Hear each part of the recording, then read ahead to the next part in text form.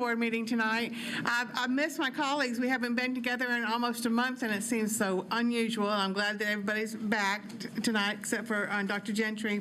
We have a special guest in the audience, and, well, wait a minute. Yeah, we have a special guest in the audience. Maggie is going to lead us in the pledge this afternoon. So, Maggie, if you come to the microphone, please.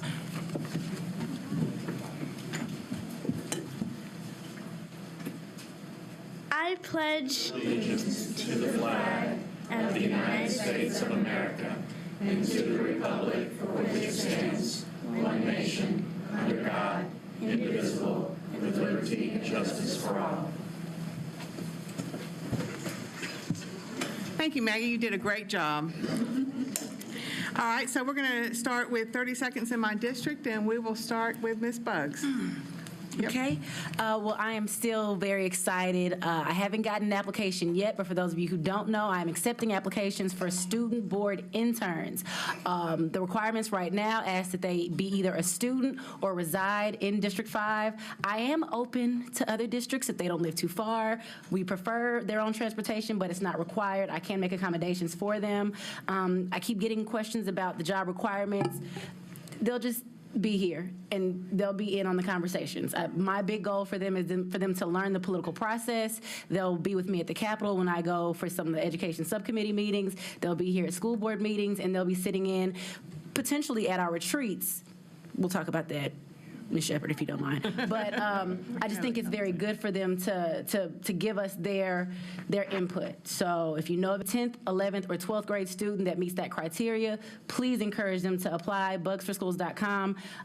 My phone number is on the website. If you have any questions, please feel free to email me. Besides that, I have heard nothing but great things from my schools in District 5. Everybody's happy, excited to be back in school, I think. Ms. Pierce. Yeah, welcome back to school. I had the pleasure yesterday and today of accompanying Dr. Craig Hammond, who's the EDSSI for the Hillsborough cluster area, as well as Dr. Critchlow, our community superintendent, to Waverly Belmont, Percy Priest, Harris Hillman, and J.T. Moore. And you really would not have known that we've only been in school 2 days. So hats off to all of you who put so much preparation into making it such a smooth start. Yes, had an opportunity yesterday to visit Antioch High School and Cambridge High School with Dr. Joseph and our leadership team. Also be on the lookout for a meet and greet in District 6 to meet our new superintendents and community leaders. In addition, we had a very smooth start of the school year, except we had a bit of an outage, power outage at the end of the day at Antioch High School that is being managed well. I'd also like to congratulate Antioch High School, who has recently been authorized as an IB World School career-related program, in addition to already being authorized as a diploma program school. And a special ribbon cutting took place on Friday, August the 4th, to celebrate the installation of 3 new sidewalks to help ensure the safety of walkers to and from school in District 6. A special thank you to our district council member, Tanika Vercher, the mayor's office, MNPS, maintenance department, and Metro Public Works. Thank you. Spirit. Ms. Shepherd, we love the Nashville academies, don't we? Our high school academies. And this week, something wonderful happened with our academies of sports, medicine, and wellness at Maplewood High School. We opened the doors, and even before the ribbon was cut for the St. Thomas Clinic, they had already performed 27 sports physicals. So greatly needed. It's going to benefit our students, their families, and the entire East Nashville community. So we really appreciate having St. Thomas as a partner. Thank you. Smooth opening in District 7 this week, so congratulations to staff, management, and faculty, and appreciate everybody's hard work. Also want to give a shout out to Smith Springs Elementary, which recently announced the release of its new mobile app for the school. You can download it on iPhone or Android to receive updates on test schedules, field trips, contact information for staff, and according to the app, much, much more. And I know a lot of our schools are moving toward these apps, and I think it's a great way to keep parents connected, and I want to thank everybody who's involved in that initiative. The more we can go virtual, the more we're going to be able to have a great deal of two-way information sharing with students and families. So thank you. Ms. Fred. I too had a seamless start of the school year in my district, and I am happy to report that we had 0 bus incidents in my district. I had the highest number of problems last year, and so it's worked perfectly this year. And I spent yesterday with my 2 children at H.G. Hill Middle. I have 2 children in the same school for 1 year, and just wanted to congratulate Dr. Carrie Jones, who's the new principal. She has brought in some great new programs for the year, including the NAZA, the Nashville After Zone Alliance, which provides after-school enrichment for students. We have a new musical theater program called Acting Up that she has brought to the school. And I'm also excited about the new AP pilot at Hillwood. We are going to be working on increasing the strength of the AP program there, and they're offering 24 AP courses this year, so it's a great start for our district. Dr. Brandon.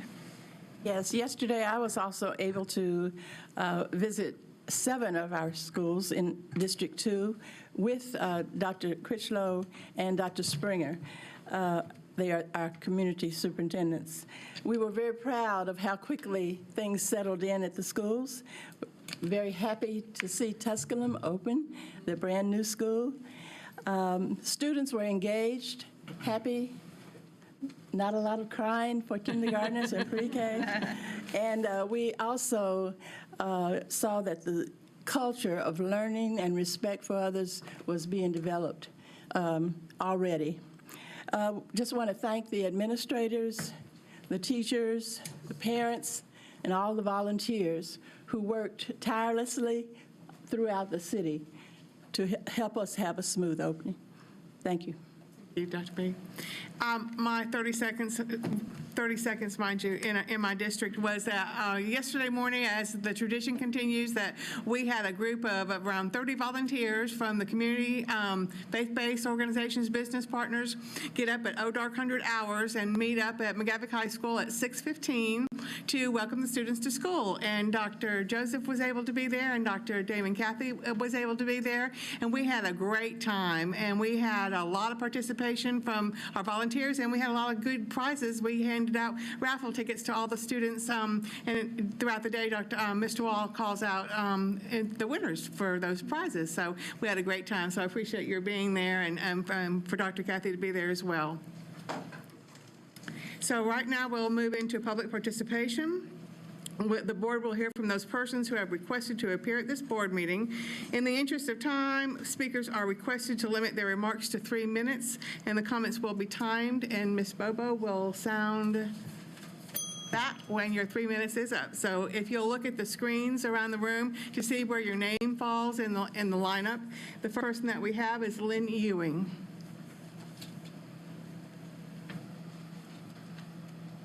Good evening. Thank you for this opportunity to speak. My name is Lynn Ewing. I live at 4328 West Hamilton Road.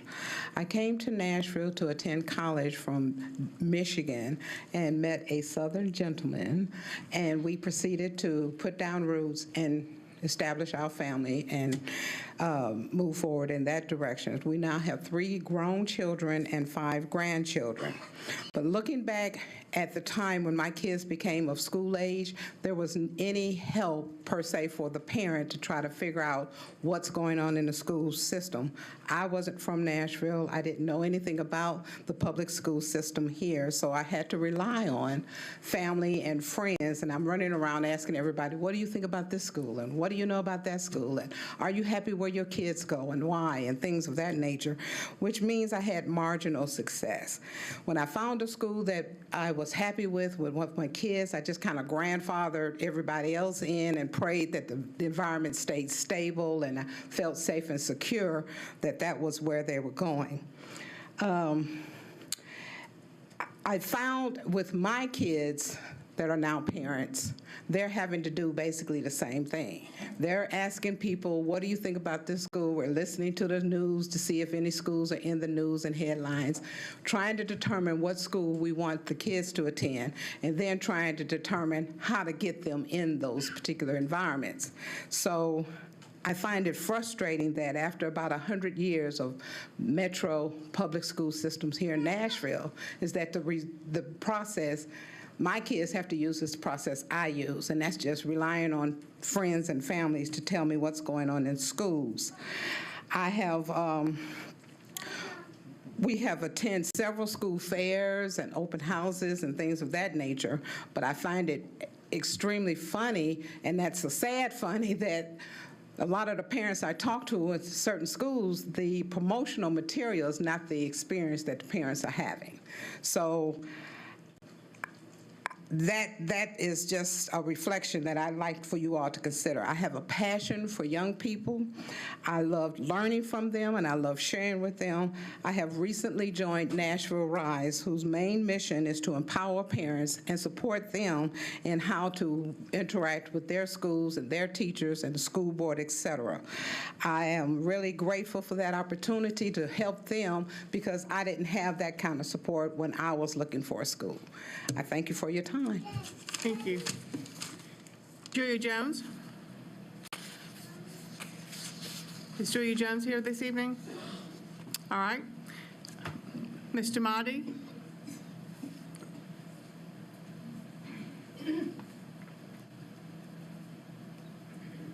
مساء الخير سيدتي الرئيسة وأعضاء مجلس الإدارة دكتور جوزيف. Good evening, Chair, members of the board, and Dr. Joseph.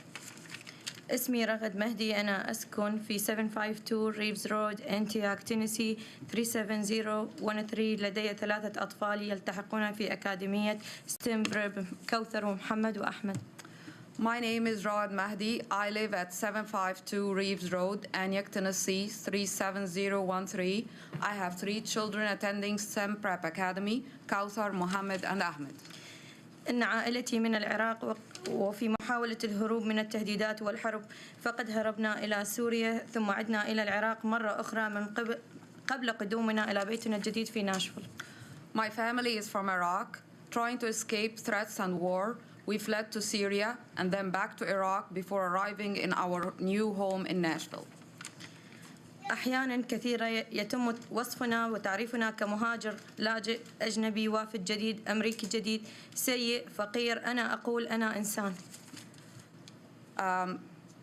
We are often labeled, categorized, characterized, immigrant, refugee, alien, newcomer, new American, bad, poor, lost. I say human. وبالنيابة عن الآباء والأمهات والأخوة والأخوات والأطفال هنا في هذا الوقت والآخرين الذي فقدوا في الطريق أنا أقول شكرا لكم. As mothers and fathers,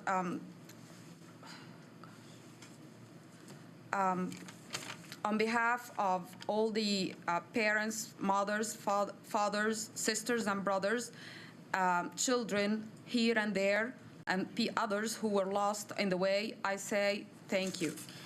لقد أعطيتمونا وأعطيتم أثمن ما نمتلكه هو أطفالنا. البيت آمن أكاديمية ناشفيل ستيم بريب. You have given us and our most precious possessions, our children, a safe home at the STEM Prep Nashville Newcomer Academy. لقد تم احتضان أطفالنا وتعليمهم كما هم بشر جميلون. Our kids were embraced and educated as they are, beautiful human beings. حتى ابني لم يكن يحب المدرسة ولكن الآن هنا يحب الذهاب إلى المدرسة. لقد تعلم الاحترام والحب. Even my son, he didn't like school, and now here he loves going to school. He has learned respect and love. مرة أخرى من أعماق قلبي شكرا لكم وشكرا على وقتكم. Again, from the bottom of my heart, thank you and thank you for your time. Thank you.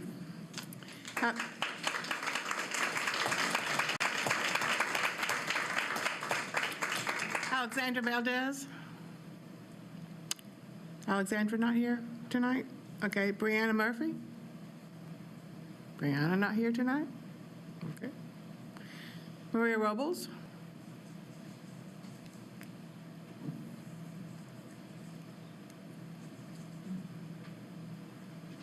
Buenas tardes, miembros del comité y Dr. Joseph.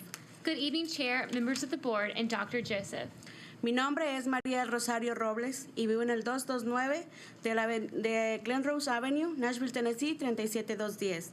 Tengo 2 hijos que van a STEM Prep, Nashville Newcomer Academy, Jesús y Dana Villanueva. My name is Maria Robles. I live at 229 Glenrose Avenue, Nashville, Tennessee, 37210. I have 2 children that go to STEM Prep, Nashville Newcomer Academy, Jesus and Dana Villanueva. En diciembre del 2016, ustedes hicieron algo muy importante para mí. Ustedes dijeron que mi familia y mis hijos eran bienvenidos en sus escuelas. In December 2016, you did something very important to me. You said that my family and my children are welcome in your schools. Mis hijos no han estado en el país más de un año y debido a la situación política con respecto a inmigración aquí en Estados Unidos, la situación causó mucho miedo y estrés en mis hijos. My children had not been in the country for more than 1 year, and due to the political situation with immigration here in the United States, my children had a lot of fear and stress. Como madre de familia, me da una gran paz el saber que mis hijos estarán seguros en sus escuelas aquí en Nashville. Ellos han avanzado mucho en su inglés y en sus materias en general. As a mother, it gives me great peace to know that my children will be safe here in your schools in Nashville. They've advanced so much in their English and in their other classes. Nosotros venimos de México, en un país donde la educación de los niños y los adolescentes está olvidada y dejada de lado.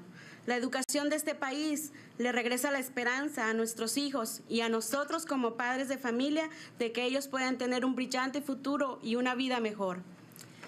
We came from Mexico, a country where education of children and adolescents is forgotten and left to the side. The education in this country returns hope, not only to our children, but to us parents, so they can have a bright future and a better life.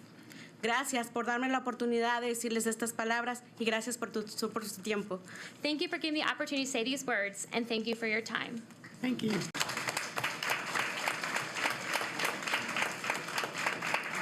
Carol Hefford? Nobody about that name? Okay. We will move on to governance issues and start with the consent agenda. Ms. Spear. Oh, okay, sorry. I would like to pull A1G. The revised district calendar.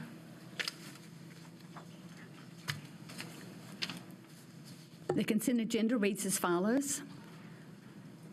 1A, approval of minutes 5/23/17 and 6/13/17. B, recommended approval of contract for professional services for geotechnical investigation and construction materials testing, Terracon Consultants Incorporated. C, recommended approval of supplement number 1 for new Nashville School of the Arts, Tuck Hinton Architects. D, recommended approval of request number 2 for purchase of furniture at Martin Luther King Jr. Magnet School, additions and renovations, GBI. E, recommended approval of request number 2 for ADA renovations at Donaldson Middle School, Orion Building Corporation. F, awarding of purchases and contracts. Number 1, Apple Incorporated. 2, American Paper and Twine Company. 3, Benefit Express Services. 4, California Creative. 5, CDW Government. 6, Connexion Americas. 7, Cross and Justice. 8, InSafe. Excuse me. 9, Helton Management Group DBA ESS. 10, Learning Labs. 11, Nashville Machine Elevators. 12, Pencil Foundation. 13, Praters. 14, Read America. 15, Romero Music. 16, St. Thomas Hospital. 17, Systems Integration. 18, Tennessee School Board Association. 19, Wasco Incorporated. And we'll go to H, Legal Settlement C-35380 for $8,000. Madam Chair, this concludes the consent agenda, and I move to approve the consent agenda as read. Second. Okay. Any discussion? All right, all in favor of approving the consent as read, please use your iPad to vote.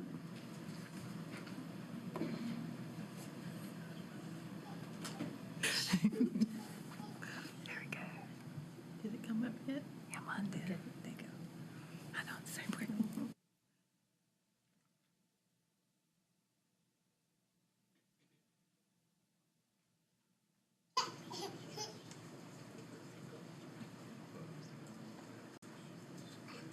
Okay, the motion was approved unanimously. We'll go back to number G that Ms. Frogue pulled, the revised 2017-18 district calendar. Ms. Frogue? So the revision to the district calendar concerns the solar eclipse day, and we have a report upcoming under the director's report on the eclipse day. And so I just wanted to move that discussion forward before we make a final vote on the solar eclipse day on the 21st of August. Sure. Can we pull that up on the screen?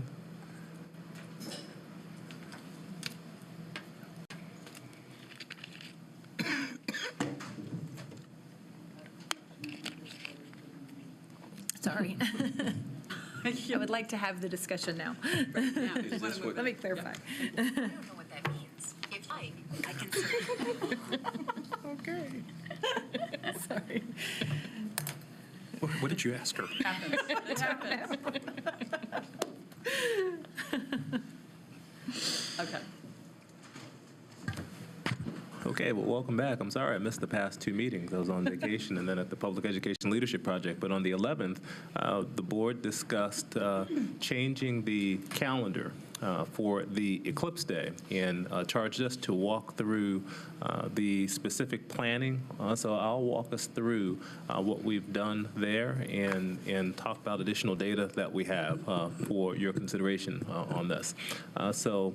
Since that time, which is exactly 1 month ago, we've created suggested tier-specific lessons and activities for the day leading up to the day of the eclipse. So within schools, we plan on making sure teachers have information that can prepare students to be ready for what to be expected on the eclipse day. We will provide links to the eclipse streaming sites in the event of bad weather and an up-to-date website with resources, safety lessons, and more. Now, we have established a MNPS.org/eclipse link that families and staff will be able to go to, and it'll go live later this week. Schools were required to provide programming related to the eclipse, as well as an opt-out programming for families if they completed and returned the opt-out form. So we've completed the form, and we have it prepared to go out. Principals will share the instructional plans with their community superintendents and families within by the end of the week is what was planned. There. Next slide. Now, the logistics of this were very complex, and as we, since that board meeting, we've been talking about the logistics of how to manage the 86,000 students within the district and make sure that, safety is a priority. So some of the things that we discussed would be the need to train staff on school safety procedures, providing protective eyewear for all students to teach students the safety precautions necessary to properly view the eclipse. So since that time, we have purchased glasses for all students within the district and all staff within the district, including central office staff, and we have a plan to deploy those materials out to schools, but we do have them on the premises. To communicate with parents in English and other dominant languages in schools about the logistics, attendance, opt-out, safety, and instructional guidelines. And this is where the calendar came in from the last discussion, is the fact that we talked about the need to dismiss all high schools at the half-day mark, and the rationale was if we had not made it a half day for our high school students, then they would be on the road while the eclipse was going, and we thought that that would be a dangerous situation for our high schoolers. We said elementary and middle school students would remain on a normal schedule. What we didn't talk about last time that we talked about since the meeting was that we would need to cancel pre-K and our special needs schools. There were concerns from principals that many of our students, particularly our medically fragile students, if by some chance they were stuck on the road, the challenges for the students who needed medications or other issues would be a challenge, and also for pre-K. we were very concerned that having pre-K students on the buses and not having someone to support them as they potentially could look into the sun, because we'd give them the glasses, but there's no way we could ensure that a pre-K student could keep the glasses on when necessary. And if by some chance there was traffic delays, because we now know that we're potentially going to have anywhere from 360,000 to 1.5 million people are projected to be in the city, and we're a city that traffic and congestion is a challenge without the additional influx of people. But with the people being there, we were concerned about that. But so that would be an instance, if we approve this, we would recommend that pre-K, instead of them having a half day, just cancel pre-K that day, as well as in those 5 special needs schools, Morrell, Cora Howe, Harris Hillman, Spectrum, and Genesis, which are contract schools that we have. We would hold athletics practice inside if we were to continue that day until 3 p.m., and then they could go out after, and we'd need to equip buses with extra glasses and water just in case there were challenges. Next slide. Also, one of the things I talked to staff about was it was important that we survey staff to just get a sense of how many staff would be on site. One of the reasons we wanted to have school that day is because we recognized that we wanted it to be a good educational opportunity for children. But for that to happen, we want our staff to be there to ensure that the children would actually be safe. So I asked that we survey school personnel to determine if they would be absent on August 2nd. Now, August 21st. August 21st was planned for a teacher day, so teachers should have been there regardless. But we had lots of staff indicating that they had made plans already with their families prior to the change of calendar, even though it should have been a work day that had occurred. So that just said, when in doubt, let's just survey our staff. And we got numbers today that indicating over 400 teachers planned on being absent on that day. Another bit of information we found out since that time was that 100 bus drivers indicated that they would not be ready. And then that would pose a significant challenge to us as a district. Typically, if there are about, if we have up to about 60 bus drivers is our cushion where we can easily double. But when we start getting to over 100 bus drivers being out during the course of a day, it is going to pose a logistical challenge, doubling to get students to and from school, and we'd have to work through those logistics and see what could be done to resolve that issue. We would assign central office staff, the pre-K teachers, if we approve pre-K not to be at work that day, we would assign those teachers to schools, and then also high school staff to elementaries for those high school teachers that were available. In the event of teacher shortages, and we know right now, as of today, there are about 400 teachers that indicated they would be out. We would need to provide safety training to central office staff and to bus drivers, and we would hand out the glasses to students on August 21st. Now, but the big logistical challenge that we didn't know until teachers were able to come back was who's actually going to be here on that day. And right now, with 400 teachers indicating that they were going to be out, and I don't think we got the full feedback from all schools. We got it from about what percentage of schools? About 50% of schools have reported that because they just came back yesterday. We put the surveys out immediately yesterday and today, and we heard from half the schools with 400 teachers being out. It would be a safety challenge for us and a logistical issue that we would need to work through. So there's the update on the where we are since the last time. Ms. I'll Burrows? just say, so when we all voted for this a few weeks ago, our primary concerns, or at least my primary concerns, were safety and making this a really rich learning day for students. But now that we're seeing there will be so many teachers absent, and obviously that's not the full amount that will be absent. I've had a lot of concerns sent in to me from a variety of people, including teachers. I am worried that we will not be able to provide a safe environment for the students that day. I'm worried about children being stuck on buses all day, especially with the extra traffic. And I'm worried that if we don't have qualified teachers in place, we have a lot of substitutes or no one, it will not be the day will not be a great learning day for the students. So I wonder, if we might want to reconsider the action that we took now that we have more information back from the schools. Anybody else have anything? Well, as a principal, I know that safety is first and foremost in our district.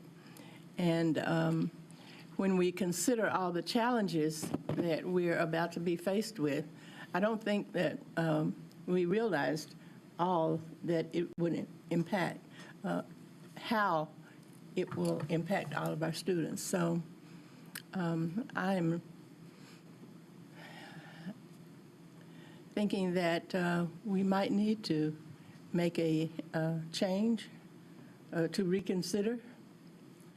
I don't know that the mayor even was able to process all the ifs, what ifs. So knowing that we are fully responsible for students and we would be the ones held liable, I'm thinking that I'm willing to reconsider. Anybody else? Ms. Berry? This really is a dilemma because as an elementary teacher, I wanted to see kids in school and have the benefit of parental, of teacher supervision, since many would be home perhaps without parental supervision.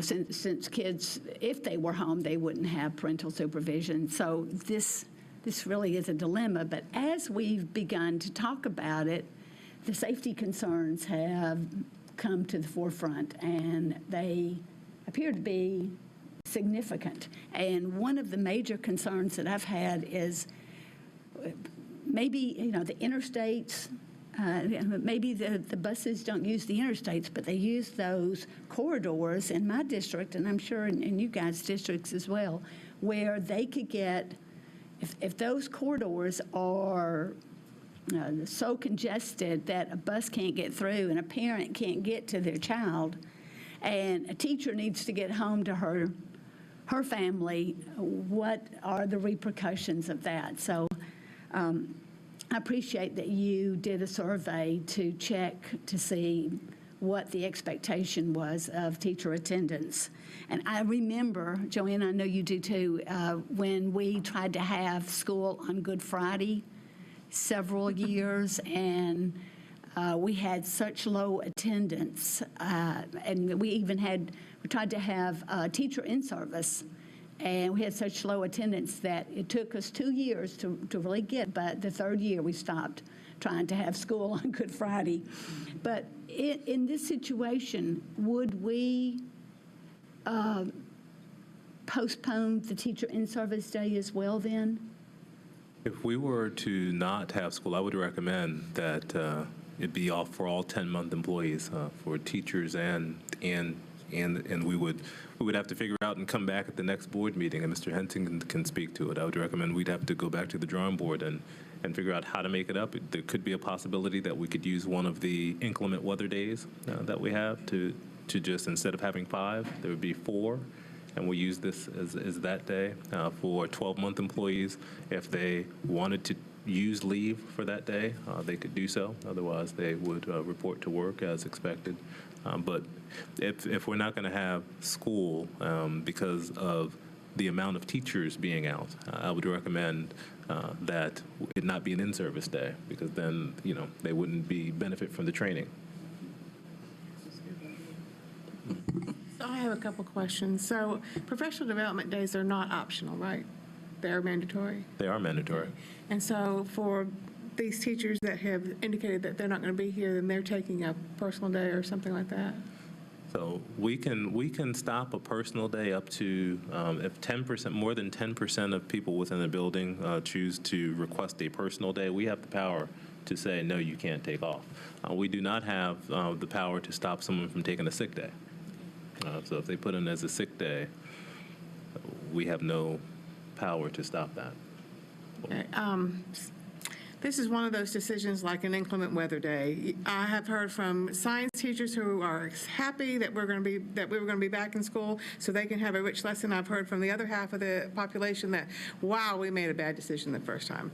So it's just one of those things those decisions that is very difficult to make, but along with my colleagues, I am leaning towards reversing that decision just from a safety point of view, because I know how difficult it was for me to get home last night from Donaldson to Hermitage. It took me over an hour on Lebanon Pike to get home on a regular work day. So I can't imagine what the traffic is going to be with 106 million people additional on our streets. And so I am too concerned about children being stranded on buses, on teachers being stranded at school. It's just one of those lose-lose decisions, I think, that we're not going to make everybody happy. And I know going into every decision, we're not going to make everybody happy, but the bottom line is safety for our students. I mean, that has to be our bottom line, and our students and our staff, actually. Ms. Bugs. I just have to say this. I know, Dr. Joseph, you're going to catch the flack for this. This wasn't your decision. This was a board-level decision. So as the rest of my colleagues have said, the physicist in me loves that we're having a solar eclipse and that we'll be in the path. But my fiance and I have already talked about how we're going to have to tape the glasses to our 4-year-old to make sure that he doesn't take them off. So when you think about all the different, the fact that many of our schools have public parks next to them, we're already planning on going to a public park that day to view the eclipse and just kind of sit out there and have a lunch, all the liability issues that come with that, having strangers, being around our students, just there are too many different factors. So I'm sorry you're going to have to deal with this, but. Yeah, I think your intent is appropriate. You recognize we serve a population that really would benefit from being in school and having the guidance of adults. And I think that the challenge here lie in the fact that how do we ensure that if we're in school, kids are safe and teachers will be there and bus drivers would be there to drive them back and forth. Right now, our data says that that's not the case. If we were to move forward, we would need to encourage and urge, but the logistical challenge would be there. And again, that's the difficult challenge, but the intent, I think your original intent is right, that we want to make sure kids have a great learning opportunity. What we would do in either case is make sure leading up to the activity that we are instructing and teaching students about the eclipse and this once-in-a-lifetime opportunity, we still would communicate with parents the safety precautions because we need to make sure all parents know that. And we still would make sure all students receive the glasses because they have been purchased and given to them. But yes. I just have another question. The professional development day that was originally scheduled for the 21st was moved to the Friday before Labor Day. Will that be altered at all in this decision if we decide to revert and have just no school? I think we would have to look at we would have to look at that. I wouldn't answer at this time. Once we had the decision, we would go back to the drawing board to figure out the best way to deal with making sure we're in compliance with the number of days we need to be in school and how to do that. We have a number of what we call stockpile days, days that we have for professional development as well as inclement weather, and it would be a matter of adjusting those days. From time to time, we've asked for waivers from the state. Could it be possible that we could request that if the vote changes? We could request it, I believe, because it is a unique circumstance. Whether they would agree or disagree would be a different story, but the request could be made. Anybody else, Ms. Spinks? Yeah, I'm just going to renew a perennial request that I've got. I'd love to see the board out of the calendar business in the future. I've been saying it for years, so I'd love to, Dr. Joseph, find a way to let management manage and not have us weighing in on these issues in the future. Well, we still have to approve it on the consent agenda, though. Yeah. Okay, anybody else? Ms. Hunter? I'd just like to say that I appreciate all of the attention that you guys have given this, especially with the opening of a new school year. So, either way, it's going to be a difficult decision, but thank you. Anybody else? So, Ms. Harkey, we need to vote on the pulled consent agenda item first. So you've pulled something from the consent agenda, so yes, you need to address that. Okay. I was not here at the last meeting to know exactly what the motion was last month. My understanding is that at that time, and please correct me, but my understanding is that the motion was to approve the district calendar change pending seeing this plan. So now that you've seen the plan, I think you could choose to just bring a new motion to say, just make it very clear exactly what the board is wanting to do relative to the district calendar. So you can deny this current request for the district calendar and just, or do whatever, approve it, but make it clear what your intent is. So we need to vote on the consent agenda item and then the new motion. Okay. Okay, all right. So we have a consent agenda item G, revised 2017-18 district calendar that was pulled from the agenda. All in favor of approving that item, vote. Can Is that right? we explain what that is? Because it's not in the electronic packet. Can we put it in there? Okay. Yes. Item number G. Just explain what the change was.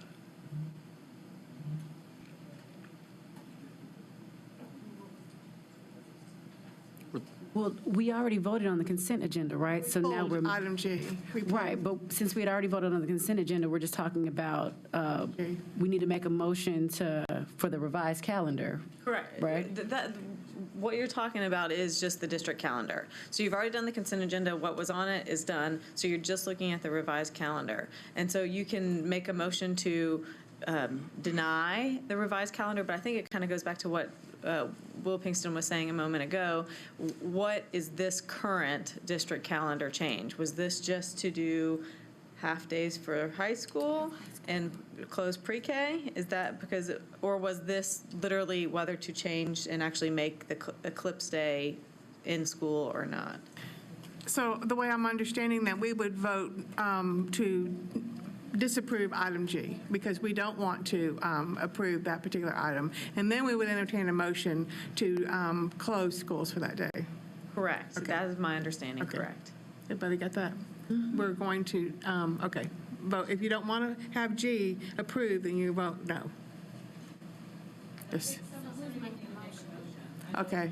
Hold it, so somebody will just need to make a motion to deny this current district calendar request, and then if that is denied, then have the next discussion.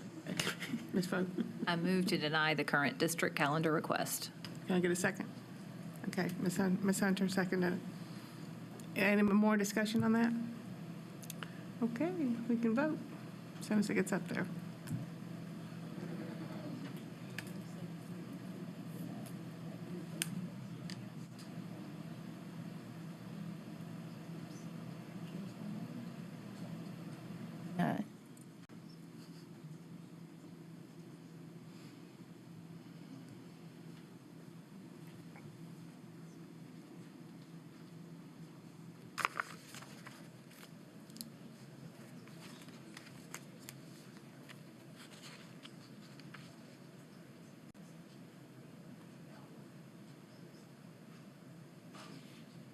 Well, I have a question. Can I make a motion that we go back to the original district calendar or Dr. Joseph, do you all need time to Let us, come up with different let's go ahead and get plans? this. Okay, so then we need a motion, either from Ms. Bugs, Ms. Froeg, to address changing the calendar to where it was before we voted to change it the first time. If that's not Move confusing. that we revise. Just a reminder, so the way the calendar was, it was a professional day. Right. I think we discussed with so many people being out, you would want to make a motion to make that a day off for 10-month employees.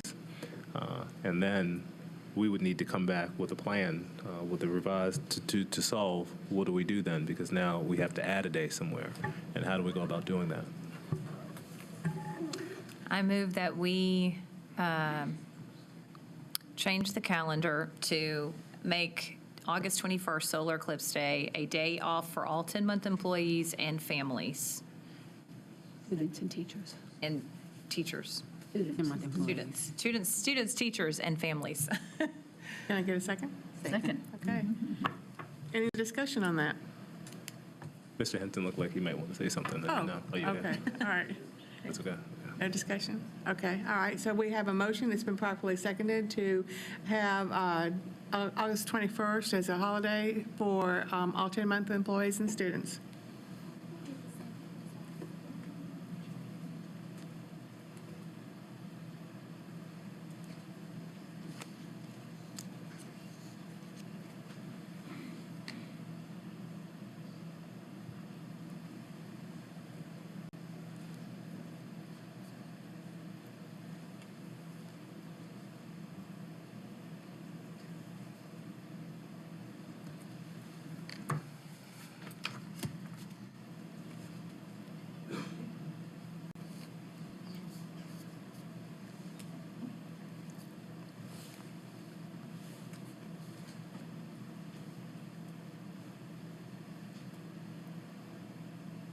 Okay, motion passed unanimously. Thank you, Dr. Carla and Dr. Joseph, for entertaining our wishy-washiness on this. Okay, we'll move on to item number 2 on the governance agenda on collaborative conferencing. Dr. Joseph? Ms. Story? Sure. I will turn the microphone over to Ms. Corey Harkey and Ms. Deborah Story. All right.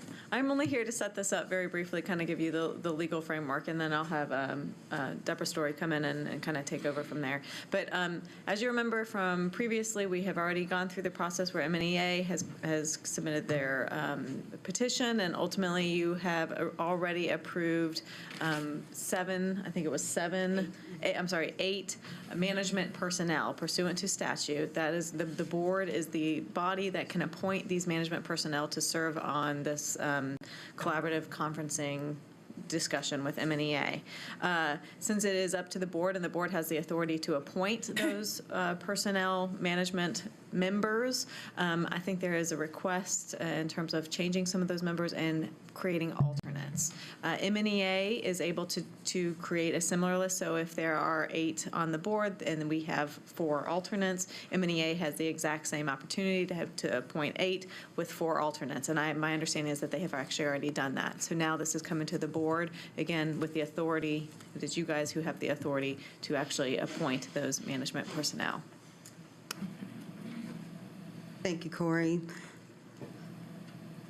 We have 2 members of the management panel who will be departing. Amy Wyatt is resigning at the end of August, and Glenda Gregory retired as of last Friday. So we need to replace them. However, Glenda's not going anywhere. She's coming back part-time. And so we're asking for approval to replace those 2 individuals by John Ford. He's Director of Financial Operations. He would be the replacement for Glenda Gregory. And Susan Kessler, Principal of Hunters Lane, would be the replacement for Amy Wyatt. So we have a central office person and a school representative.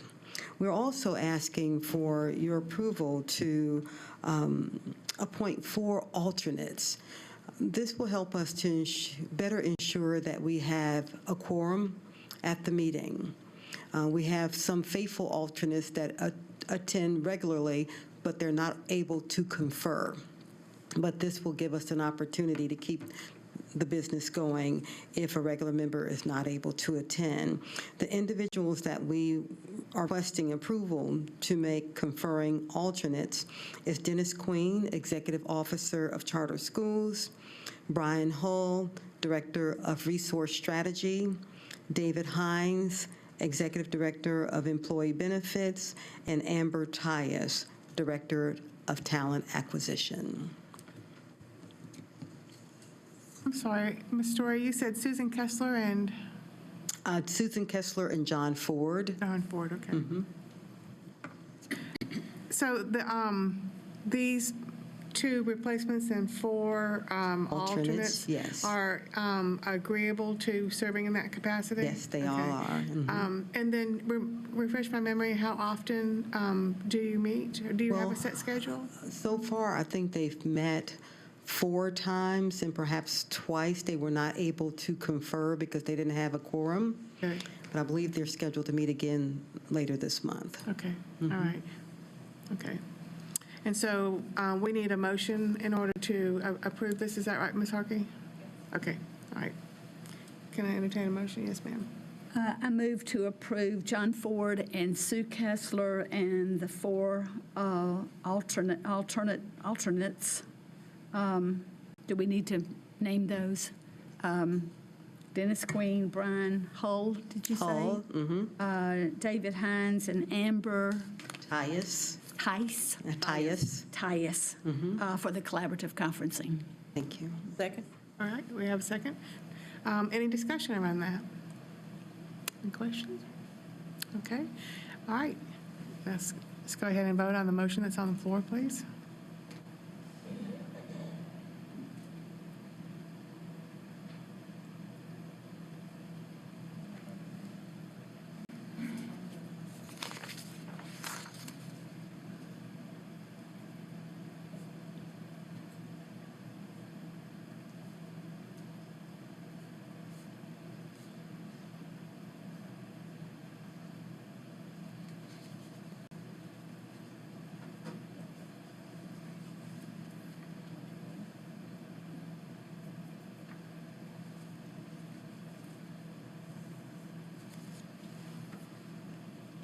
All right, thank you very much, Ms. Thank Story. you.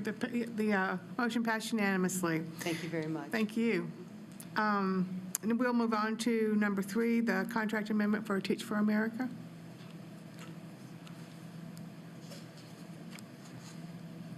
We have someone. Yes, Dr. Felder, we're going to have federal programs come up to just discuss the need for the change. To clarify. How do you do? Oh. So a question came to us about... Please just introduce yourself to everyone. Oh, I'm sorry. No problem. I'm federal programs. No, I am a member of federal programs. My name is Mary Clark, and I'm Director of Grants Development and Management in the Office of Federal Programs. MNPS partners with Teach for America on the Summer Academy, which provides supplemental programming for our high-need students as an effective means to prevent summer learning loss. Such supplemental instruction for at-risk students is aligned with the goals of Title I and requires a certificated teacher in each classroom. The results of the program have been showing academic gains for our participating students. So for the past 4 years, part of the program has been funded by Title I, primarily the payment of the mentor teachers. When the state approved this summer program as an allowable expense of our Title I fund, they made sure that we had a certificated teacher in each classroom. So we pay exception pay to mentoring teachers. The mentoring teachers are traditionally district teachers traditional district teachers from traditional schools, but some of the mentor teachers are also from charter schools. And our system doesn't allow us to pay exception pay in the same way to those teachers. So we have had TFA has been paying those teachers, and then we reimburse. So just to give you some data on that, the 32 mentor teachers were required for this year's summer program. TFA interviewed those teachers along with the school leaders at the sites. There were 20 MNPS teachers in the applicant pool. 16 were hired, and there were also 16 charter teachers hired out of 31 applicants. So to fill the 32 spots, there were 16 teachers from MNPS, 16 out of 20, and then 16 out of 31 from the charter schools. And so to reimburse Teach for America for the mentor teachers that were certificated teachers not in our system, we required a contract. We didn't realize the situation until later in the game. I would like to also introduce the Executive Director of Federal Programs, Phyllis Dyer, and Gary Appenfelder, the Director of Purchasing. So we can address any questions that you have. That's the background. Now, another question came to us today. The Teach for America Summer Academies is also a means by which Teach for America trains their teachers, and therefore the lion's share of the cost of the program comes from private donations and other Teach for America funds.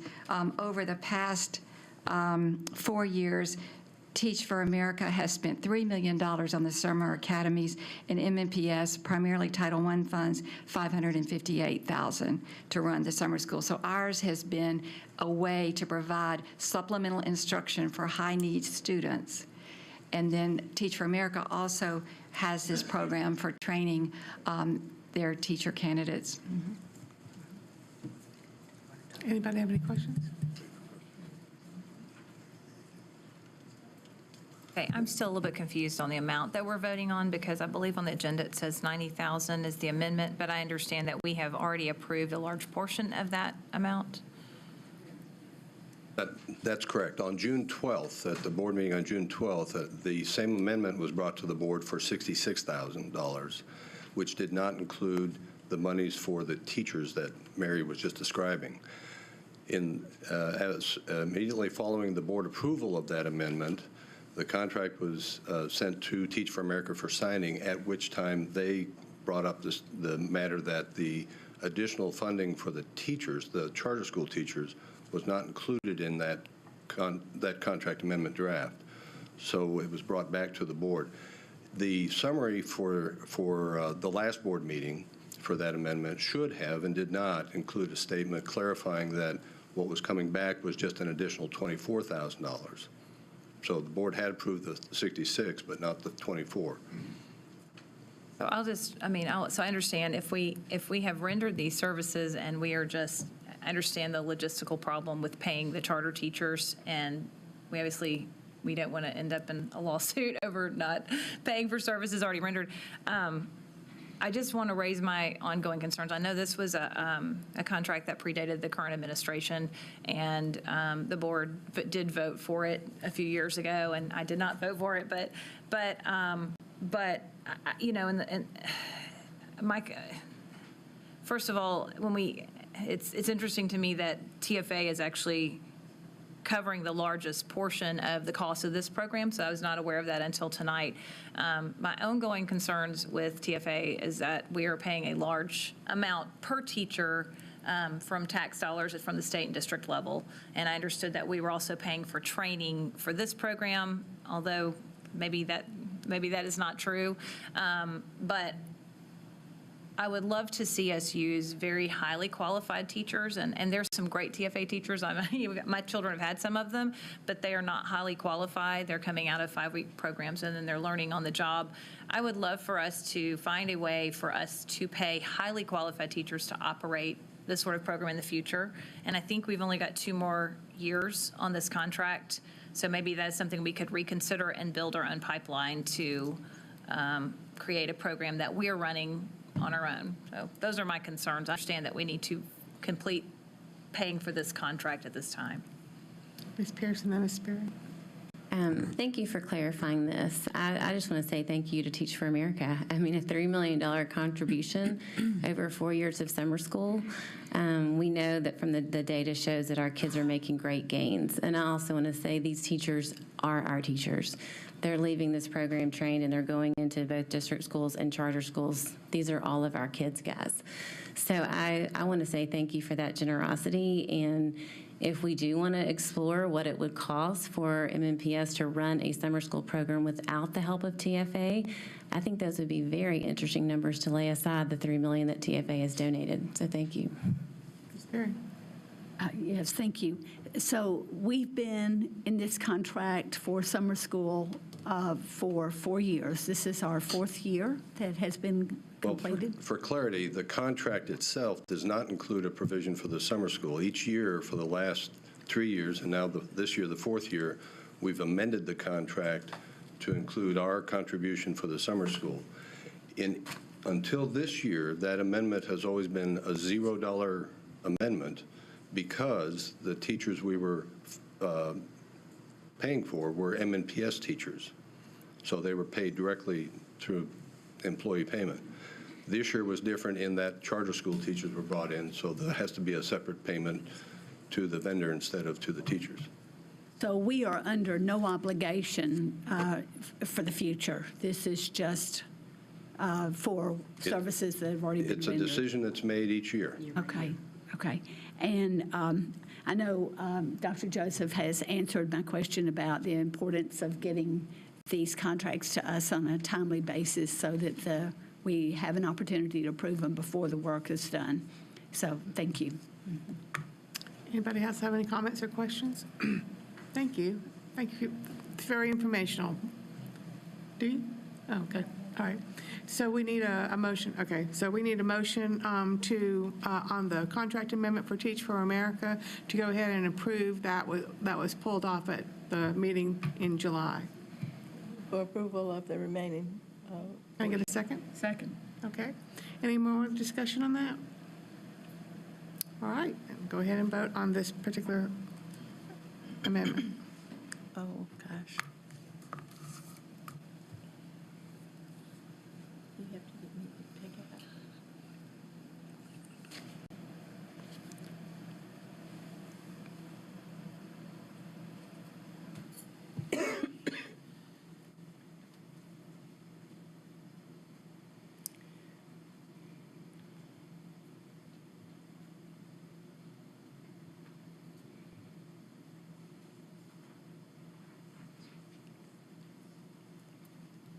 Okay, motion passed unanimously. Thank you, Ms. Harkey. Okay, we'll move on to reports, and under Director's Report, we have the opening of schools update.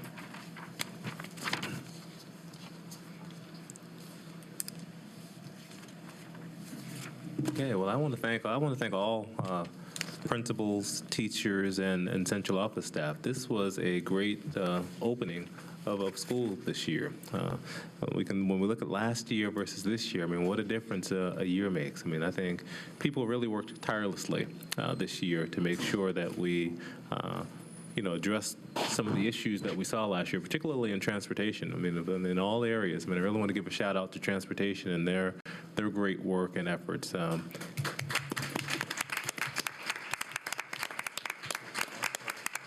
Also, our information technology and our enrollment centers, I mean, they worked tirelessly. I mean, they were here over weekends making sure that students were enrolled because we needed to make sure the data was in. So when students came in on Monday morning, schools would be able to find them and enroll them. So thank information technology. Give them a round of applause for work.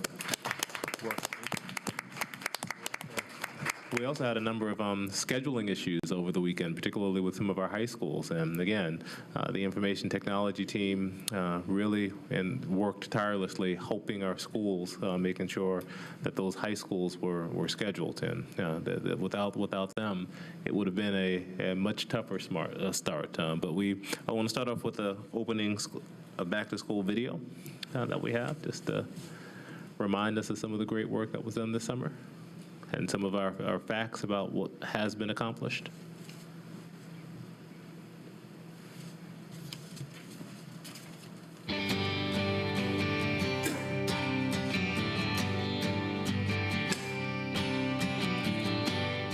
Welcome back to Metro Schools. We hope you've had a great summer. While you've been enjoying sunny days at the pool, Metro Schools has been hard at work preparing for another school year that will exceed great expectations. It's always hard to say goodbye to summer break, but we are excited about the new school year and the endless possibilities and learning that come with it. Our employees haven't stopped learning this summer. Throughout the last few months, our teachers have participated in professional development sessions to strengthen their skills as educators and to continue to deliver high-quality education to every student. We've also hired new staff to support our students both inside and outside of the classroom. Our staff has also been in our schools making sure our buildings are up to date for our students, installing the latest technology, adding fresh coats of paint, and even renovating some of our facilities so that our classrooms are the best learning environments for your student. Even our transportation team has been prepping for the new school year by preparing our buses and practicing bus routes to ensure the most efficient and safest transportation possible for your student. The 2017-2018 school year will bring new academic programs for our students, like our STEAM initiative that will be introduced in 18 of our middle schools. We're focused on implementing rigorous curriculums that promote active student engagement in the classroom and equip students with the skills they need to succeed after graduation. We're excited to welcome back our 88,000 students to Metro Schools. That's 88,000 different opportunities to achieve something great. Let's make this year a success for every student. We are MNPS, and together we will exceed great expectations. Oh, isn't that great?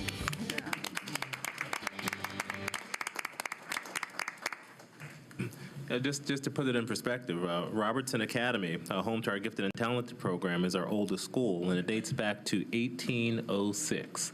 So this year marks the 211th year of MNPS greeting students. We had more than 14 million square feet of educational space, and we have a high volume of social media followers and impressions within our district. And this year we're welcoming approximately 87,000 students, which is actually up from 86,600. And this includes about 12,500 charter school students, it's 72,100 traditional public school students, and 3,000 pre-K students. And as the video showed, with 400 new teachers, 12 new principals, we are ready to rock and roll this year. We had a new grading policy that's going to go into effect this school year, and we've been working with principals and teachers to make sure they understand what that grading policy, the changes that are included. And, we've also made sure that our drinking sources in Metro Public Schools were tested prior to the start of the school year, because we wanted to be sure that families and staff were drinking water that was safe within our schools, and we felt confident by the end that we were prepared to do that. As we looked at yesterday, central office staff fanned out across the district to support schools on the first day. So this entire week, we're making sure all schools are touched, and we're gathering feedback. And every day, we come at the end of the day, and we debrief about what we saw in the field, and we make real-time adjustments to make sure we can make each day better as we move forward. We had a high volume of calls, about 939 separate calls, chats, and emails, and walk-in visitors yesterday. And the vast majority of those contracts had to do with information requests rather than complaints. And actually, the person in charge of our Family Information Center shared that this is the best opening that she's had in 13 years in terms of not being inundated with complaint calls, but more information calls. So that was a great feel to hear yesterday.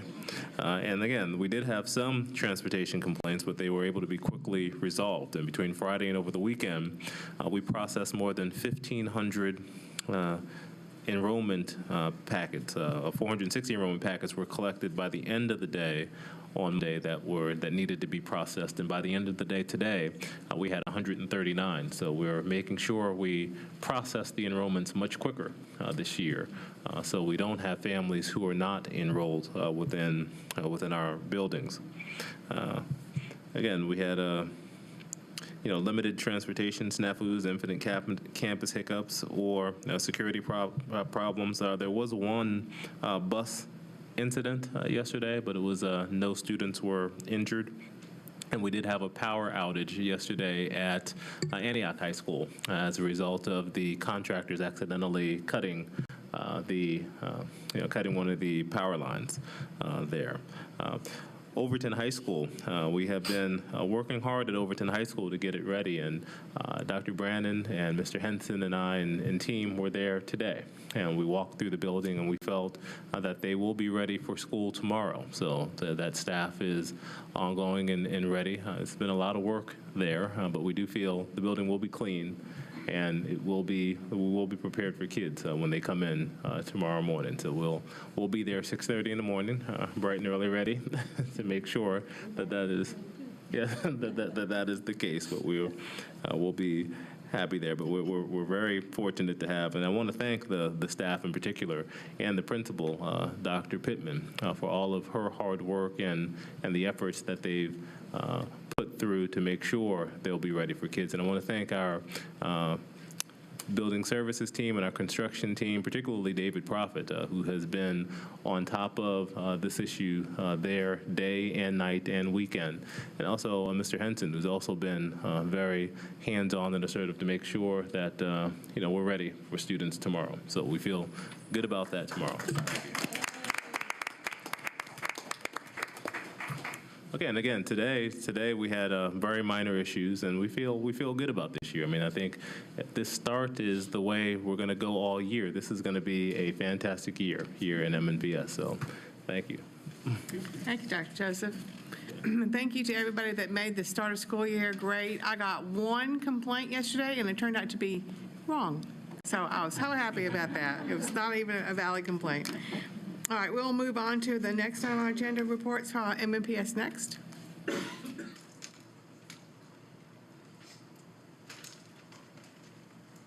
we go.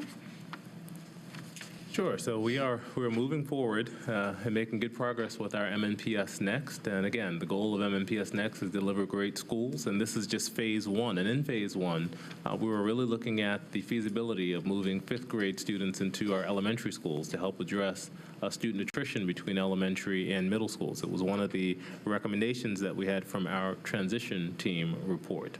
And again, the scope of phase one is narrowed, but we really we thought that was an important question to answer, and we'll continue looking at the issues of equity and the more robust questions that we had in terms of our programming over time.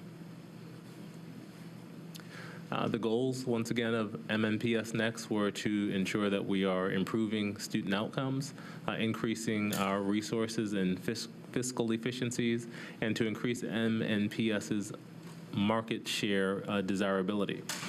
So we feel that looking at this first question will allow us to just do that. And we are at the point now where we'll be presenting potential scenarios and development to the board in the upcoming weeks. We'll be meeting with board members individually to just kind of walk through scenarios and better understand what you would like to see out of this out of this process. But based upon all of that, we will, when we move into September, we'll come back out to hear additional community engagement. Once we have the scenarios, we'll bring those scenarios out to the public for feedback and input.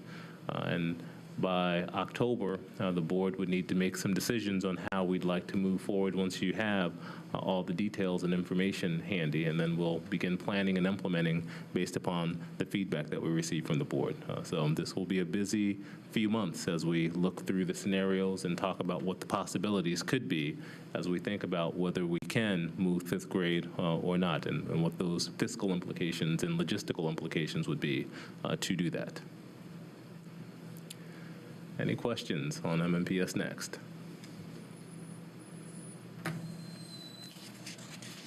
Okay, and I believe at the next board meeting, Dr. Carlisle will give more detail about where we are with MNPS Next. Great. The last thing for you, Dr. Joseph, is the Public Education Leadership Project update.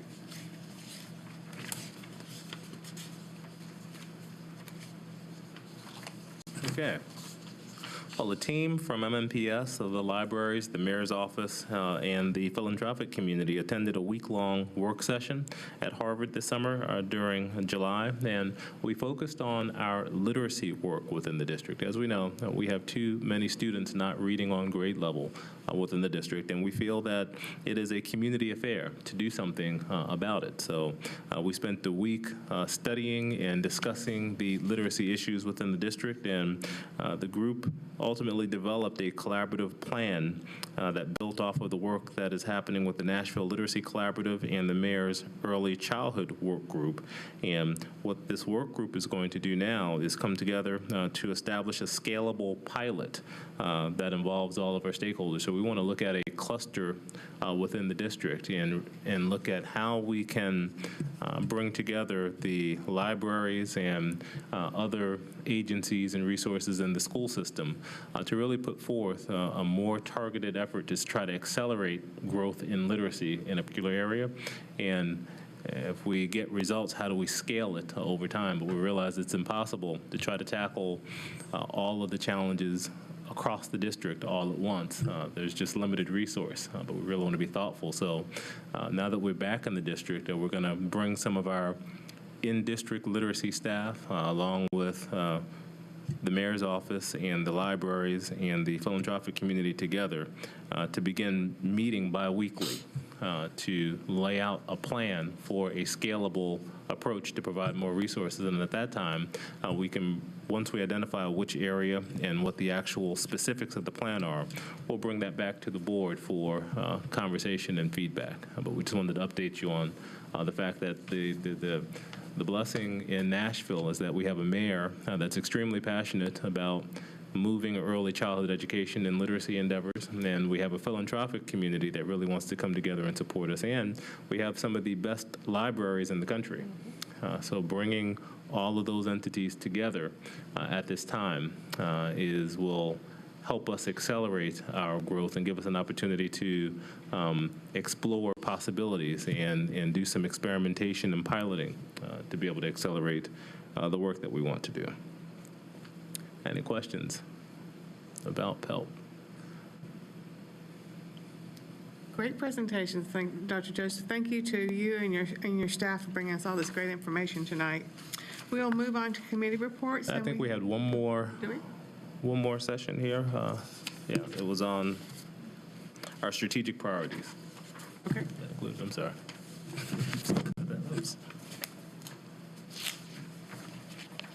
Okay. But just in reviewing our strategic priorities, it's good to understand where we were last year and where we plan on going this year, and to publicly communicate that to our community. So again, last year, you did extraordinary work in establishing a vision, mission, and core values for the district. And again, the vision for the district that we collaboratively developed boldly proclaimed that Nashville will be the fastest improving urban school district in America, ensuring that every student becomes a lifelong learner prepared for success in college and career. And our vision said that we would deliver a great public education to every student every day, with our core values being the whole learner, literacy, excellence, relevance, innovation, talent, collaboration, equity, and diversity. Based upon those core values, we established a strategic framework that focuses on 4 areas: our students, our people, our organization, and our community. And last year, last year, before we even had our strategic plan, there were steps that we took to move towards this vision. We began curriculum update meetings to support teams' ability to focus on instructional improvement at all levels.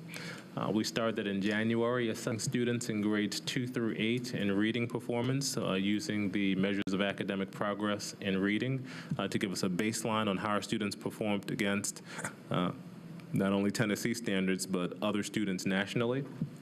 We reduced the ratio of principal supervisors to schools to better provide services to principals. In our L5 schools, we piloted Performance Matters in schools to more readily provide data to teachers and got feedback there.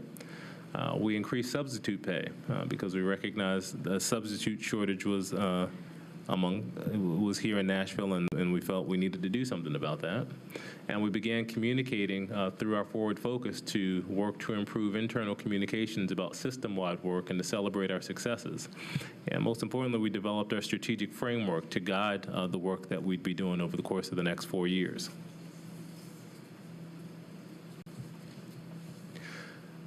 Based upon our 4 areas, priority areas, we identified 7 priorities. So under our students, we know that there's work to do with curriculum instruction and assessment. We also know that there's work to do with school culture and climate, and also college and career readiness. As it relates to our people, we needed to focus on organizational development and effectiveness. Under our organization, we were going to focus on performance management and operational efficiency. And also, under organization, we're going to focus on equity and access. And lastly, with our community, the focus would be family and community engagement. So we wanted to talk to you about how our budget priorities align to the priorities that we have identified.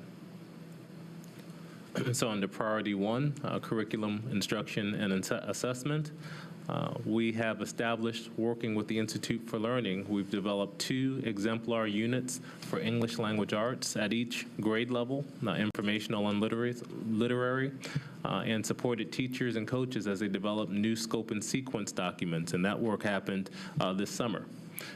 We have literacy development specialists in all of our buildings, and they will receive targeted training this year to better support schools in the use of data and curricular planning. So now that we have the measures of academic progress in reading, we want to make sure teachers are able to actually use it effectively and use it to support their instructional work. The district will also continue to provide targeted training and support for schools to implement balanced literacy using complex text. So that work began last year, and we hope to go deeper with that work this year.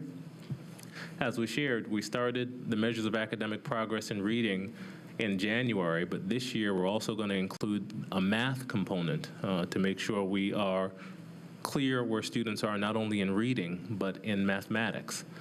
For grades 2 through 8, and we will begin communicating those scores and helping parents and families understand what those scores mean this year. So we will be working with Paul Changus to make sure we have reports that are easily understandable for families, so families can be clear about where their children are and how we can better work together to support children in both reading and math.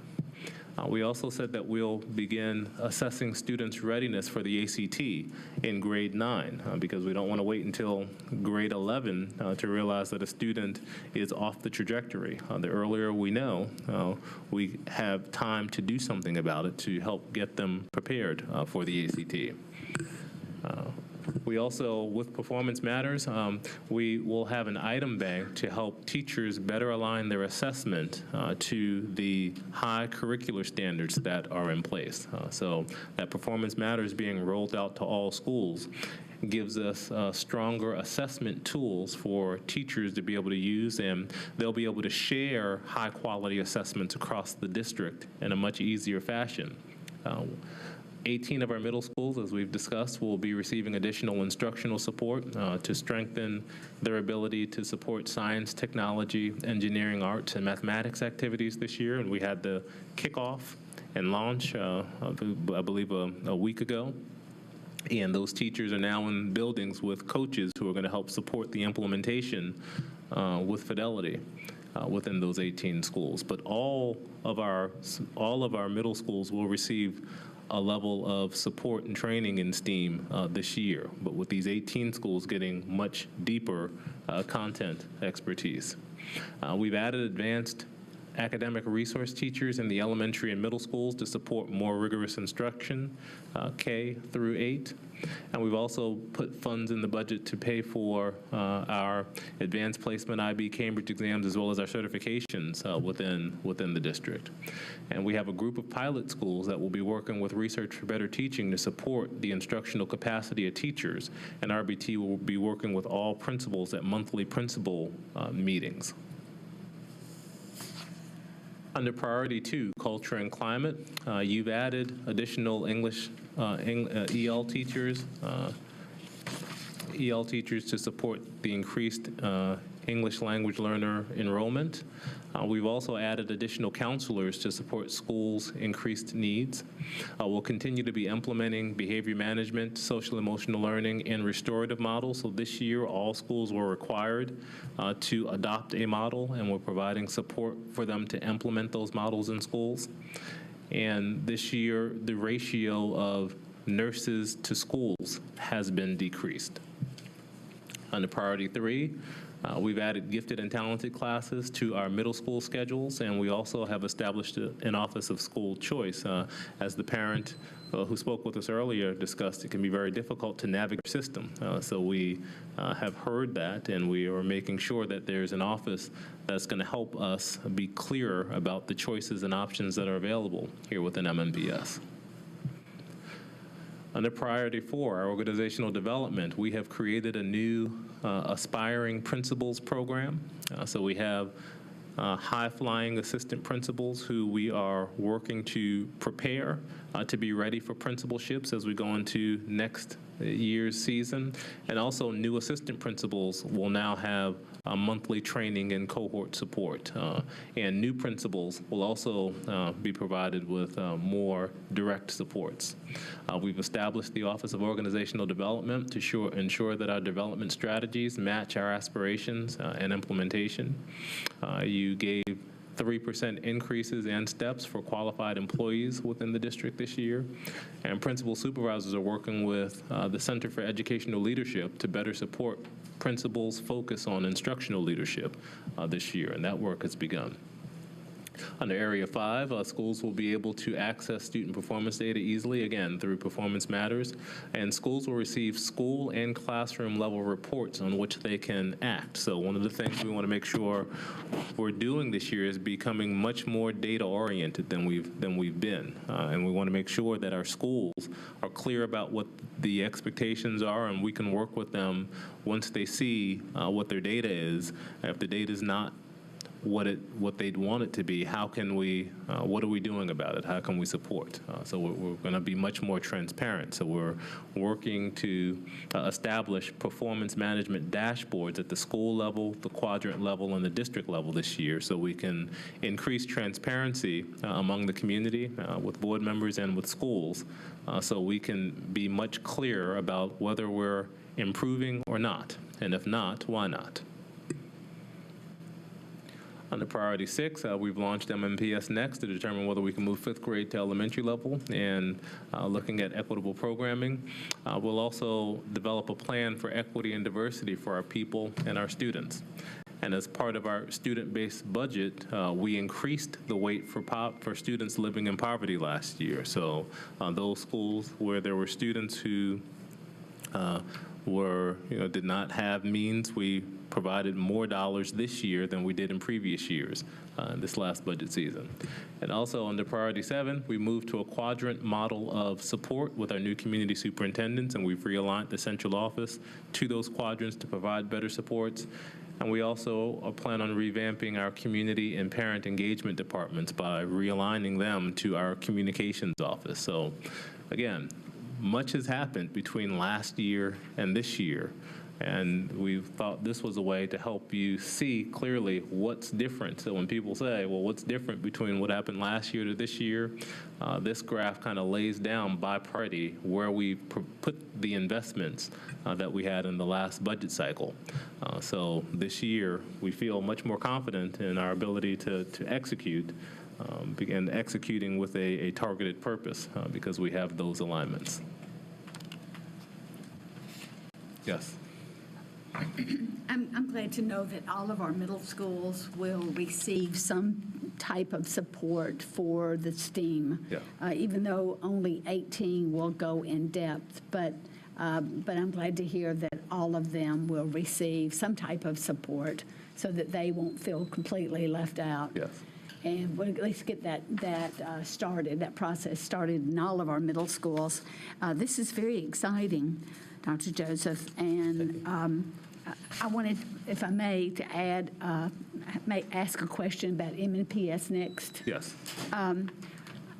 We are going to take more questions, it looks like more surveys to our population in October. Is that correct? We're going to. I'll turn it over to Dr. Carlisle to talk to us more about that process. I don't anticipate that we're going to do another electronic survey. We may, but we will have community engagement meetings in September, and those dates should have been shared with you from Mr. Sevier. My question is, thank you. My question is it too late to survey our parents about high school start times? No, We had talked about that. Ms. Pierce, yeah, right. But Ms. Pierce had some fellows working this summer, and a team of them worked on high school start times, and we haven't had a chance yet to look at next steps. But I think we have sufficient data that we could do some specific follow-up. We have some data from that team that the board could consider, and then consider next steps. It seems like with MNPS Next and surveying the community, this would be an outstanding time to see. If we are doing more community surveys. I mean, right now it is, I know we talked about having an intern, and we did have a team of interns working on it. It didn't get folded into MNPS Next, but we can defer to the board and look at when we get to the scenarios that Dr. Joseph and Mr. Henson and I will discuss with you in another week. If it seems like, because we've been primarily focusing on whether or not to move the elementary grades, the high school start time wasn't a logical sequential fit. It seems to me separate, but it could make sense in the next phase. So that would be the response I would have. But we will take that feedback that we got from those interns and present it to the board, and then begin talking about what the next steps are, because I know it is a hot topic in the region, and then it's one that we ought to be looking at. Yes, thank you. Any other questions or comments? Dr. Brown? Who leads those aspiring principal, new principal, and then going into the schools and helping the assistant principals and new principals? Yes, so we have Mo Carrasco is leading that office with Dr. Vanessa Garcia and Dr. Terry Schrader. So those three individuals are working with the principals, assistant principals, and aspiring leaders here. Thank you. And we're developing a process where the new assistant principals and the aspiring principals will have a portfolio-based assessment where they'll have a central office mentor, as well as their principal, and coming together for a monthly team meeting to develop a portfolio and to communicate challenges, successes, and get direct feedback, so we can intimately know internal candidate strengths and challenges. So as we're thinking about vacancies in schools, we'll know the strengths of our internal candidates much clearer. Having the IB fees and the other advanced academic fees for the exams has been a huge hit in Hillsborough High School, so really appreciate the support there. And I think just an ongoing question will be kind of how we're defining or addressing the use. I mean, we use the word equity, across the board. We're hearing it a lot.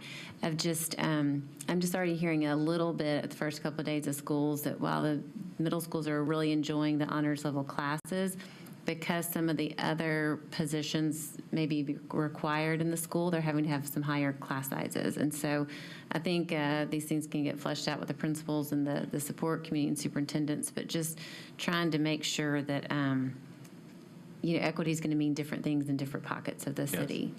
We will need to monitor just enrollment within classes, and we do expect principals to be balancing classes appropriately and making sure students who should be in those classes have the opportunity to be in those classes. But the balancing over the next 2 or 3 weeks will be critical in these classes. Okay, thanks. Anybody else? Comments or questions?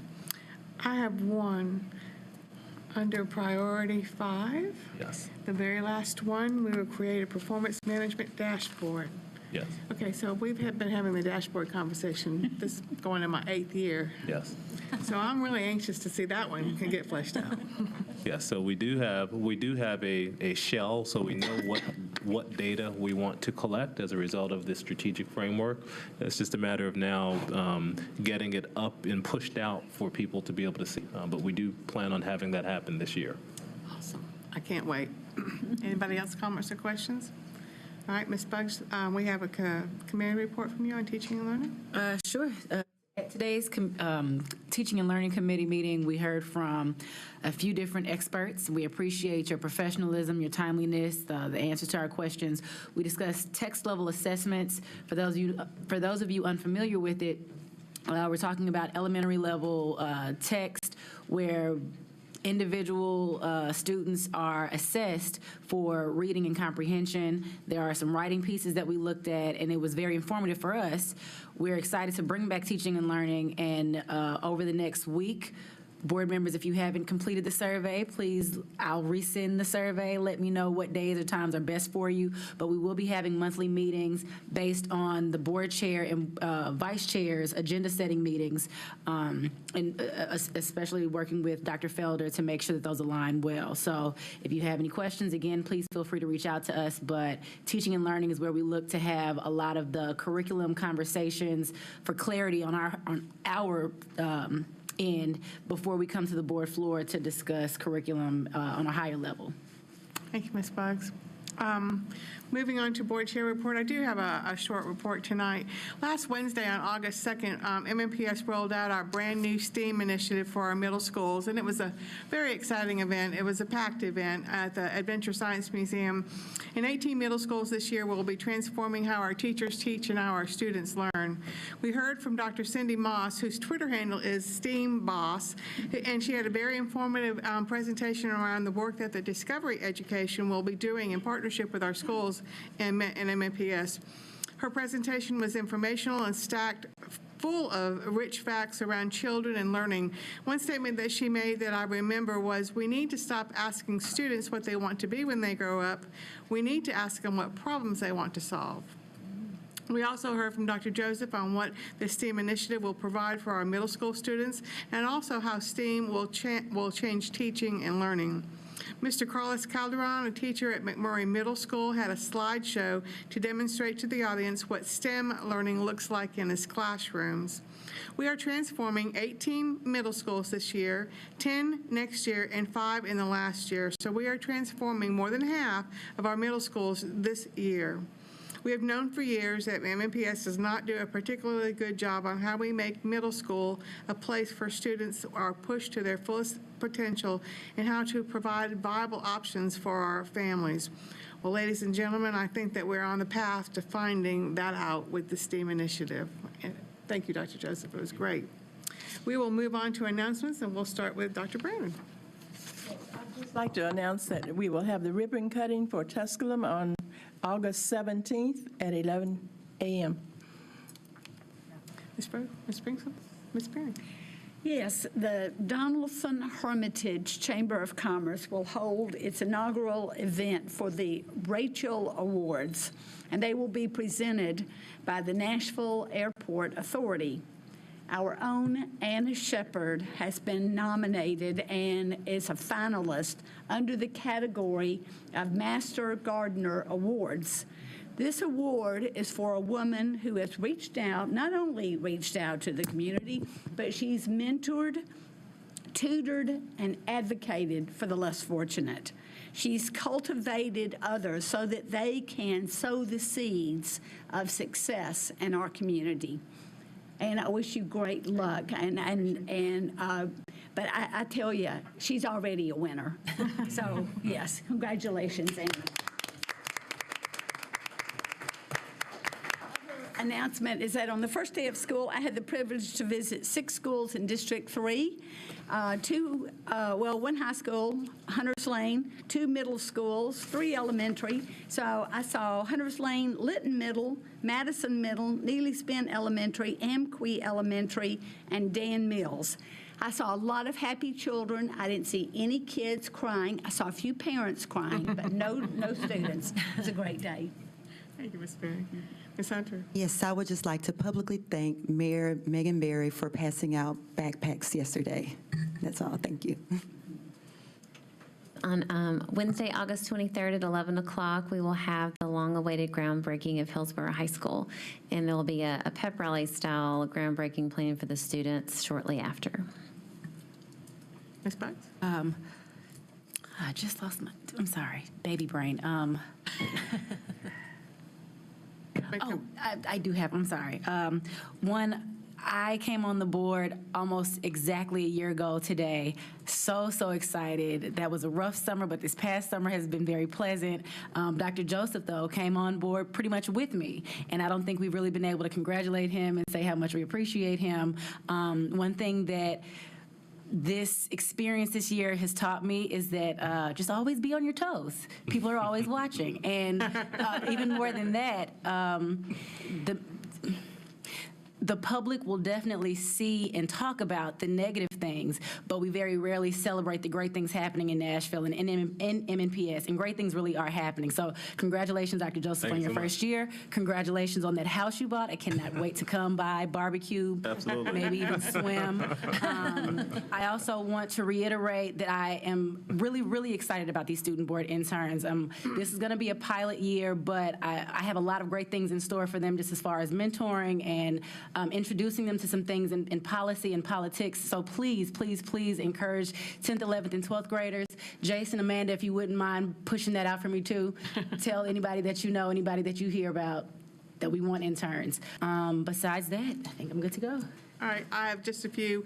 This coming Thursday, there are several elected officials who are having a community conversation at 6:30 at the Hermitage Police Precinct.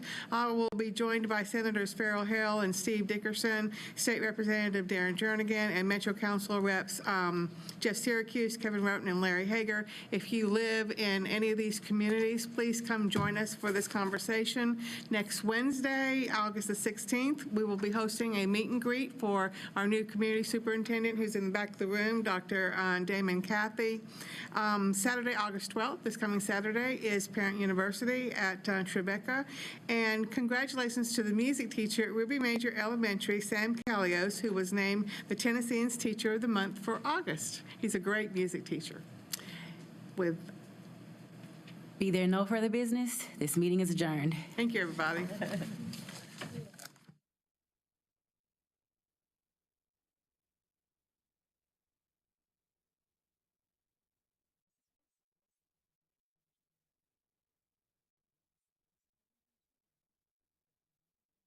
This and other programs, visit nashville.gov.